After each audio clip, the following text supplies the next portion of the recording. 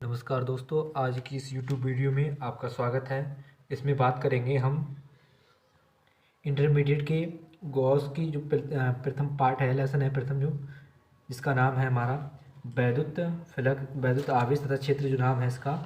इसमें बात करेंगे हम गॉस की प्रमेय के अनुप्रयोग के बारे में। वीडियो को देखने से पहले लाइक करें, चैनल को सब्सक्राइब कर दें और शेयर करना वीडियो को ना भूलें, जिससे आपको आने वाली जो मेरी वीडियो है, जो मैं वीडियो डालूंगा इंटरमीडिएट की, वो आपके पास आ जाए। इसमें बात करेंगे हम गॉस के प्रमेय के प्रथम अनुप्रयोग की। जो प्रथम अनुप्रयोग है वो है हमारा जो मोस्ट इम्पोर्टेंट टॉपिक है। जो दोनों जो है इसके अनुप्रयोग, एक अनुप्रयोग कराऊंगा मैं अनंत लंबाई का जो आवेशित तार है, इसके कारण विद्युत क्षेत्र की तीव्रता, और दूसरा अनुप्रयोग बाद में कराऊंगा अगली वीडियो में, नेक्स्ट वीडियो में, चादर वाला। ये दोनों ही इम्पोर्टेंट टॉपिक हैं परीक्षा की दृष्टि से यूपी बोर्ड में, ठीक है। इसलिए अच्छी तरीके से तैयारी करना। पहला है हमारा अनुप्रयोग अनंत लंबाई के एक समान आवेशित सीधे तार के कारण वैद्युत क्षेत्र की तीव्रता। यानी जो अनंत लंबाई का एक समान आवेशित सीधा तार है, यानी आवेश जो है तार पर एक समान रूप से फैला हुआ है, कारण वैद्युत क्षेत्र की तीव्रता, ठीक है। तो इसमें बात करेंगे हम, देखो लिखा हुआ है, माना कि एक अनंत लंबाई के एक समान धनावेश तार का रेखीय आवेश घनत्व लैम्डा कूलाम प्रति मीटर है। मैंने बताया था, अगर किसी तार पर, पिछली वीडियो में, अगर किसी तार पर आवेश एक समान रूप से फैला हुआ है तो उस पर कौन सा आवेश घनत्व होता है? रेखीय आवेश घनत्व। और रेखीय आवेश घनत्व किसे कहते हैं? लैम्डा बराबर होता है आवेश तथा लंबाई के अनुपात को कहते हैं, ठीक है।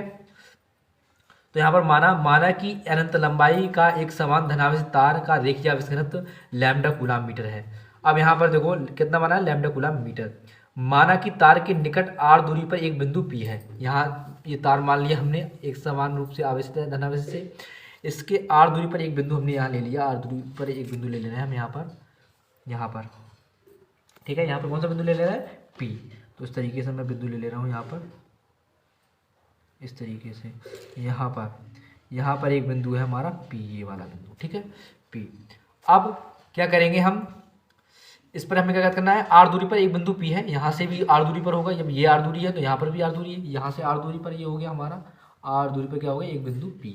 तार है हमारे एक समान रूप से आवेशित, यहाँ से r दूरी पर क्या एक बिंदु P है, जिस पर हमें क्या करना है? वैद्युत क्षेत्र की तीव्रता ज्ञात करनी है। मैंने लिखा है यहाँ पर, जिस पर हमें वैद्युत क्षेत्र की तीव्रता ज्ञात करनी है। अब देखो यहाँ पर, माना कि तार के निकट r दूरी पर एक बिंदु P है, जिस पर वैद्युत क्षेत्र की तीव्रता ज्ञात करनी है। मैंने यहाँ पर तार से r दूरी पर एक बिंदु P बना लिया, जिस पे हमें वैद्युत क्षेत्र की तीव्रता ज्ञात करनी है। अभी सिर्फ तार और P है, ये नहीं है ये लाल लाल बना हुआ है, अभी ये कुछ नहीं है, ठीक है। अब बाद में करेंगे इसकी रचना। इसके लिए बिंदु P से क्या करते हैं हम? तीव्रता ज्ञात करने के लिए क्या करते हैं? इसके लिए बिंदु P से गुजरने वाला त्रिज्या r तथा l लंबाई का एक गॉसियन पृष्ठ खींचते हैं। कैसा पृष्ठ खींचते हैं? गॉसीय पृष्ठ। मतलब गॉस ने जो प्रमेय दी थी उन्हीं के नाम पर जो काल्पनिक पृष्ठ है उसी के नाम पर है गॉसीय पृष्ठ, ठीक है, उसी के नाम पर कहते हैं इस पृष्ठ को। तो यहाँ पर इसके लिए बिंदु P से गुजरने वाला, देखो हमने बिंदु P से होता हुआ इस तरीके से, और r त्रिज्या का त्रिज्या r है, इस बेलन की त्रिज्या r का एक का खींच दिया हमने, बेलन खींच दिया, बाद में खींचेंगे बिंदु P से होता हुआ, ठीक है, बेलन खींच दिया हमने, ठीक है, खींच दिया। पहले r दूरी पर एक बिंदु P लिया, फिर बिंदु P से होता हुआ क्या खींच दिया हमने? एक r त्रिज्या का एक बेलनाकार गॉसियन पृष्ठ खींच दिया। अब इस पृष्ठ के प्रत्येक बिंदु पर वैद्युत क्षेत्र की तीव्रता समान होगी। देखो यहाँ पर क्या है, यहाँ पर क्या किया हमने आगे, देखो तीव्रता जो होगी हमेशा प्लस का डायरेक्शन है बिंदु P पर। अगर हम धन परीक्षण आवेश रखेंगे पर प्लस Q0, तो प्लस ये, तो तीव्रता किस साइड में होगी? इस साइड में होगी नहीं होगी? इस तरीके से, जैसे मैं यहाँ पर दूसरा वाला इस पर दिखा रहा हूँ, जैसे एक तार है हमारा ये इस तरीके से, ठीक है, इस पर प्लस Q आवेश एक समान रूप से वितरित है। अब यहाँ से r दूरी पर क्या मान लिया हमने? एक बिंदु P मान लिया। अब इससे होते हुए हम एक बेलनाकार पृष्ठ खींच देते हैं इस तरीके से, बिंदु P से होता हुआ जा, देखो बिंदु P से होता हुआ गया नहीं गया है, ठीक है। अब यहाँ पर प्लस आवेश है, यहाँ पर जब किसी बिंदु पर तीव्रता निकालते हैं तो क्या मान लेते हैं? धन परीक्षण आवेश मानते हैं। तो प्लस तो तीव्रता किस साइड में होगी? इस साइड में। तो तीव्रता हमेशा इस साइड में होगी, यहाँ पर इधर साइड में, ठीक है। तो यहाँ तीव्रता जो होगी वो किस साइड में होगी? इस साइड में। यहाँ पर तीव्रता लिख रहा हूँ मैं, ठीक है। और एक हमने ये क्या लिया है? बिंदु P पर, देखो मैंने यहाँ लिखा है, यदि वक्र पृष्ठ पर स्थित बिंदु P पर कोई क्षेत्रफल, यदि वक्र पृष्ठ पर स्थित किसी बिंदु P पर कोई क्षेत्रफल वेक्टर dA वेक्टर लिया जाए तो उस बिंदु पर E वेक्टर व dA वेक्टर एक ही दिशा में होंगे, अर्थात इनके बीच शून्य, जो इनके बीच कोण होगा वो कितना होगा? शून्य होगा। देखो यहाँ पर ये है। यहाँ पर बिंदु पी लिया हमने, एक क्षेत्रफल अब ले लिया डी ए, ये क्षेत्रफल पे कौन सा है डी ए, एक छोटा सा क्षेत्रफल ले लिया हमने यहाँ पर बिंदु पी के चारों ओर, कौन सा ले लिया डी ए।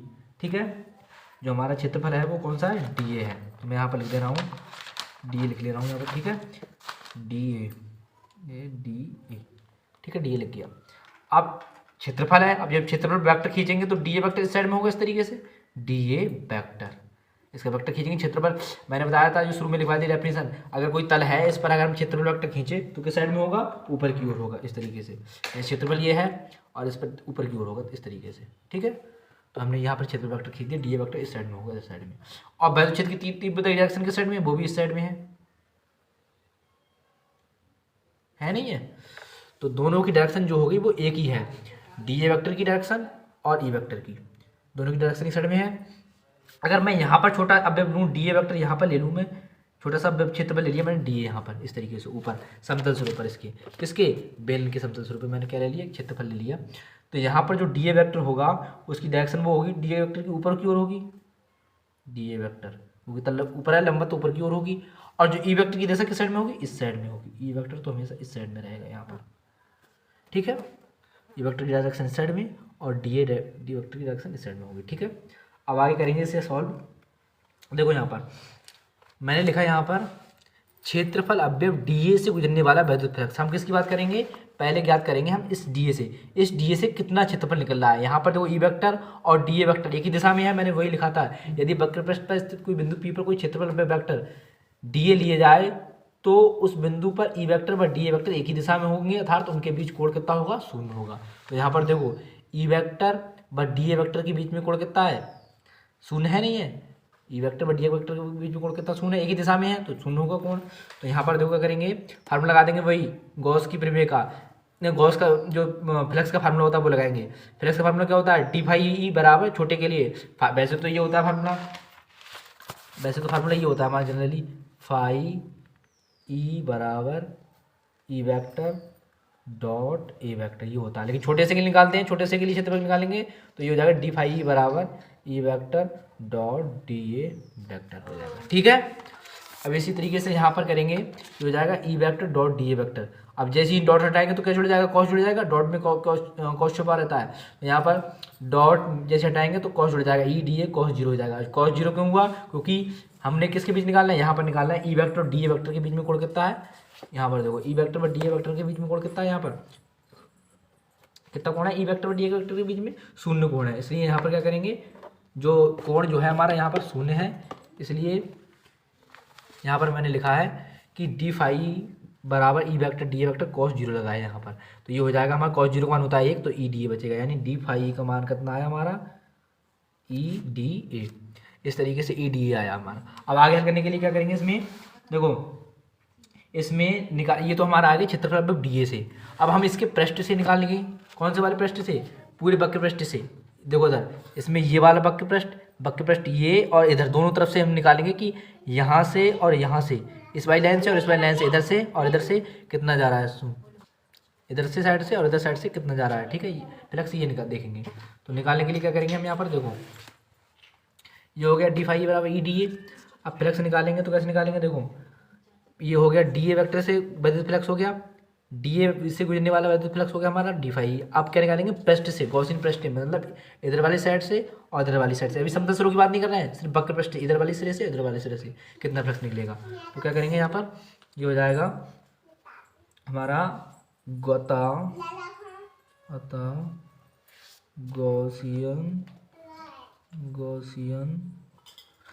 गॉसियन पृष्ठ से, किससे गॉसियन पृष्ठ से, गॉसियन पृष्ठ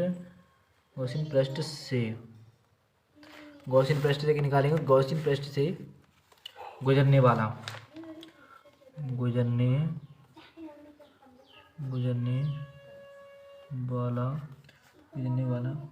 वैद्युत फ्लक्स जो हो जाएगा ये हो जाएगा। अतः गॉसियन पृष्ठ से गुजरने वाला वैद्युत फ्लक्स मतलब इन सिरों से इधर वाले सिरों से ये वाला जो सिरा है ये इधर वाला, ये वाला वक्र पृष्ठ और ये वाला वक्र पृष्ठ, इस सिरों से निकलने वाला समतल सिरों की, इन सिरों की हम बाद में बात करेंगे। ये ऊपर नीचे ये वाला सिरा है ये गोलाकार, इसकी और ऊपर वाले गोले की हम बाद में बात करेंगे। पहले हम इस लाइन की यानी वक्र पृष्ठ के निकाल रहे हैं। तो क्या करेंगे, ये तो हमारे छोटे से क्षेत्रफल का था वक्र पृष्ठ के लिए। अब गॉसियन पृष्ठ से गुजरने वाला मतलब जो वक्र पृष्ठ है उनसे निकलने वाला जब हम फ्लक्स निकालेंगे तो क्या करेंगे, इंटीग्रेशन कर देंगे दोनों तरफ। यहाँ इंटीग्रेशन करेंगे, इधर करेंगे डी फाई ई, और यहाँ इंटीग्रेशन करेंगे ई डी ए। छोटी चीज़ को बड़ा करने के लिए तो इंटीग्रेशन करते हैं। यहाँ पर डी हट जाएगा, इंटीग्रेशन से डी हट जाता है, ये बनेगा फाई ई। और ध्यान रखना इंटीग्रेशन उसी करते हैं जिसके साथ में डी होती है। अब यहाँ पर डी इसके साथ में ए के साथ में, तो ई बाहर निकल जाएगा हमारा, ई कांस्टेंट पद है, और जो जिसके साथ में डी है उस डी के उसके साथ इंटीग्रेशन करेंगे। अब डी है, डी का मतलब क्षेत्रफल, यानी क्षेत्रफल किसका, इंटीग्रेशन लगाया संपूर्ण क्षेत्रफल। कौन सा संपूर्ण क्षेत्रफल, देखो यहाँ पर कौन सी लंबाई का, यहाँ पर देखो इस वाली, ये वक्र पृष्ठ ये वाली, और इस वाली लाइन की बात हो रही है यहाँ पर संपूर्ण की। तो यहाँ पर कितनी है, ये बेलन का वक्र पृष्ठ क्या होता है, इस वाली लंबाई और इस वाले की, यानी इस वाले का क्षेत्रफल इस वाले का क्षेत्रफल कितना होगा, बेलन का वक्र पृष्ठ के बराबर। बेलन का वक्र पृष्ठ होता है कितना, 2πr l। अगर लंबाई l है, इसकी लंबाई कितनी मान ली हमने कि l लंबाई का खींचा है, कितना लंबाई खींचा है, l लंबाई का। तो ये कितना हो जाएगा, यहाँ पर l लंबाई का खींचा है तो ये हो जाएगा l लंबाई का, सही है, l लंबाई का होगा यहाँ पर, तो ये हो जाएगा फाई बराबर ई डी ए। तो यहाँ पर खींचेंगे जो वक्र पृष्ठ होगा, जो डी ए जो होगा हमारा बेलन का वक्र पृष्ठ होगा, वो हो जाएगा डी ए बराबर होगा हमारा इंटीग्रेशन डी का, ये हो जाएगा 2πr l। तो यहाँ पर हम डी ए की जगह कर सकते हैं 2πr l। तो फाई ऐसा ही रहेगा, ये हमारा फाई बराबर ई, डी ए का मान कितना है, इसका मान हैगा इंटीग्रेशन का 2πr l। ठीक है, क्योंकि हमारा यह लंबाई बेलन की लंबाई कितनी मानी है, एल, तो एल लंबाई का बेलन माना है, इसलिए ये हो जाएगा फाई का मान आ गया हमारा। ये किसका आया, ये हमारा है वक्र पृष्ठ का फ्लक्स है, ये वक्र पृष्ठ का, ठीक है, वक्र पृष्ठ का फ्लक्स आया हमारे, ये वाला फाई बराबर ई 2πr। इसे इस तरीके से भी लिख सकते हैं हम, लिखना चाहें तो फाई ई किसका है, ये वक्र पृष्ठ का है, ठीक है। इस तरीके से मैं यहाँ पर लिख रहा हूँ, वक्र लिख रहा हूँ, वक्र पृष्ठ का है, ये वक्र पृष्ठ का, वक्र का कितना आया फ्लक्स, ई गुणा 2πr l। ये समीकरण मान लो 1, ठीक है। अब आगे हल करेंगे इसे। वक्र पृष्ठ निकाला हमने, जो ऊपर था समतल से रह गया था हमारा, और निकाला किससे था हमने, वक्र पृष्ठ से। तो समतल से निकालेंगे हम, हमारा वक्र पृष्ठ से कितना आया था निकल के, अभी फ्लक्स जो निकाला था हमने वो आया था हमारा, ये है हमारा वक्र पृष्ठ से निकला हुआ, देखो ई गुणा 2πr, जैसे हमने समीकरण 1 मान लिया। अब निकालेंगे हम समतल सिरों से, इन सिरों से, हमारा इस सिरे से निकल आया और इस सिरे से निकल आया, मतलब वक्र पृष्ठ से निकल आया इधर साइडों से, हमारा समतल सिरों से रह गया ये वाला और ये वाला। अब देखो यहाँ पर समतल सिरों में देखो, यहाँ पर ई वेक्टर और डी ए वेक्टर लंबवत है, इनके बीच में कोण कितना बनना है, 90 डिग्री का कोण बनना है, नहीं बनना है, 90 डिग्री का कोण बनना है। जब 90 डिग्री का कोण बनना है तो फार्मूला क्या रहेगा, ई डी ए कॉस 90, यानी पहले हम ये लगाएंगे E D A, D phi पहले छोटे से निकालेंगे ई डी ए, फिर बाद में कोण कितना है इनके बीच में, 90 डिग्री का। ई वेक्टर और डी ए वेक्टर का कोण कितना है बीच में, 90 डिग्री का। हम वही लिखेंगे यहाँ पर, मैं लिख रहा हूँ यहाँ पर,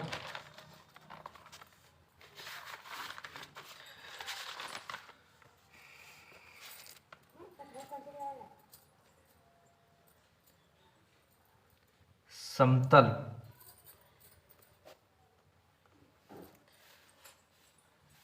कौन से सब, किसके समतल, गॉसियन पृष्ठ के समतल। यहाँ लिख दे रहा हूँ मैं गॉसियन, गासिए लिखा जाता है, गासिए पृष्ठ के समतल सिरों, है गॉसिए, ये गासिए लिखा हुआ है, गासिए लिखते हैं, ठीक है, गासिए पृष्ठ के समतल सिरों, है गासिए लिखा हुआ है, गासिए पृष्ठ के समतल सिरों से गुजरने वाला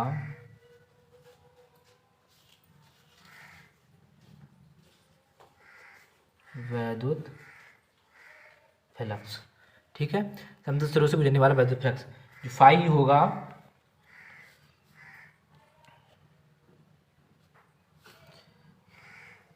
वो कितना होगा, ई जो डी फाई ई होगा शुरू वाला है, यहाँ पर देखो डी फाई ई निकालेंगे यहाँ पर, तो ये हो जाएगा हमारा E vector dot D A vector, लेकिन यहाँ पर ई डी ए की वजह से यहाँ हो जाएगा हमारा ई डी ए कॉस 90। कोण कितना है समतल स्वरूप पे 90 डिग्री बनना है ई और डी ए के बीच में, तो ये हो जाएगा 90 का मान हो जाएगा कॉस 90 का मान 0, तो ये हो जाएगा 0, यानी डी फाई का मान कितना आया 0। और लेकिन यहाँ पर जब फाई का निकालेंगे, छोटे से के लिए फाई छोटे से छोटा सा फ्लक्स निकाला था छोटे से क्षेत्र के लिए, तो 0 आया। संपूर्ण के लिए निकालेंगे, संपूर्ण पे सब पे 90 डिग्री कोण बनना है, तब भी वो कितना आएगा 0 आएगा। यानी समतल स्वरूप से जो बनना है, जो समतल स्वरूप से जो फ्लक्स है हमारा समतल से जो फ्लक्स निकला वो कितना निकला हमारा 0। ठीक है, अब कुल फ्लक्स कितना निकल रहा है, तो यहाँ लिखोगे अतः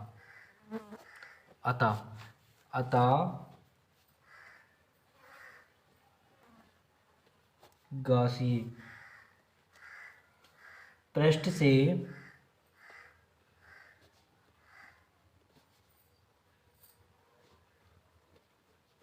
गुजरने वाला कुल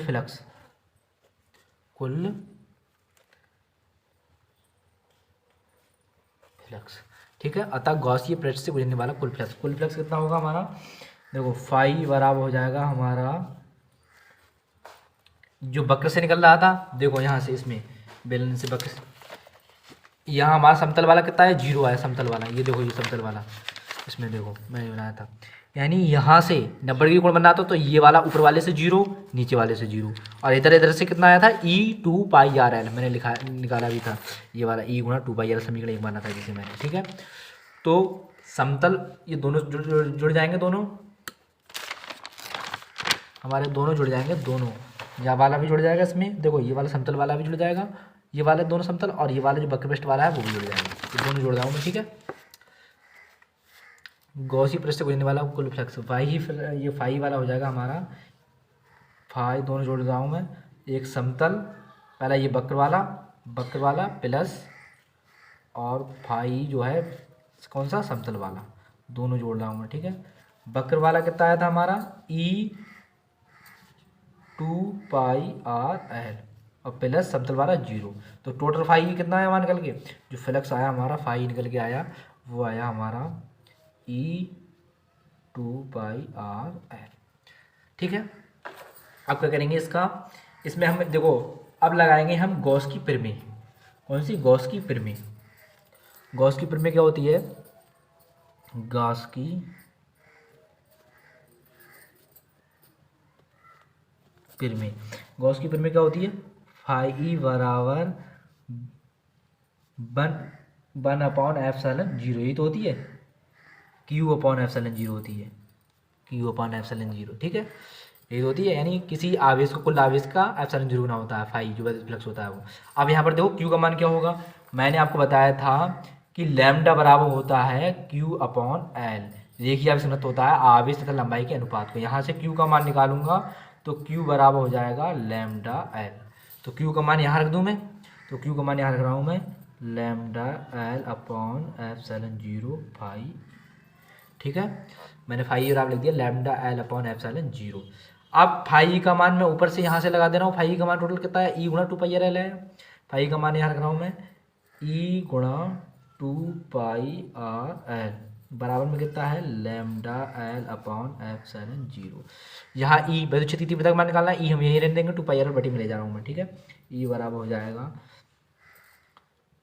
लैम्डा एल, मैं बटे में लेके आ रहा हूँ यहाँ सब, लैम्डा एल 2 पाई आर एल है जो बटे में लेके आ रहा हूँ मैं 2 पाई आर एल, और एप्सिलॉन 0 पहले से था गुणा में। ठीक है, एल से एल खत्म, कट जाएगा, ई बराबर हो जाएगा 1/2 पाई आर है, इसे मैं इस तरीके से लिख ले रहा हूँ 2 पाई एप्सिलॉन 0 पहले लिख ले रहा हूँ मैं, 2 पाई एप्सिलॉन 0 पहले लिख लिया मैंने, बचा क्या हमारा लैम्डा, अब यहाँ क्या बचा हमारा आर, 2 पाई एप्सिलॉन 0 पहले लिख लिया मैंने, लैम्डा और आर बचा वो इधर लिख लिया मैंने। ठीक है, अगर मैं यहाँ पर 2 से ऊपर गुणा करूँ, 2 से नीचे गुणा कोई अंदर थोड़ा नहीं है, 2 से ऊपर नीचे गुणा करूँगा इस तरीके से, 2 से ऊपर नीचे गुणा करूँगा कोई अंदर थोड़ा नहीं है, 2 से ऊपर इसमें गुणा करूँगा, ई बराबर हो जाएगा हमारा ये अंतर थोड़ा नहीं कुछ, एक 2 से 2 कट जाएगा, तो यहाँ ऊपर गुणा करूँगा तो ये हो जाएगा 1/, यह हो जाएगा हमारा 2 लैम्डा, इधर लैम्डा में गुणा की और 2 से मैंने यहाँ गुणा कर दी शुरू में, 2 दूनी 4 पाई एप्सिलॉन 0 अपॉन आर, ये आ जाएगा हमारा डेरिवेशन, ई का फार्मूला आ जाएगा।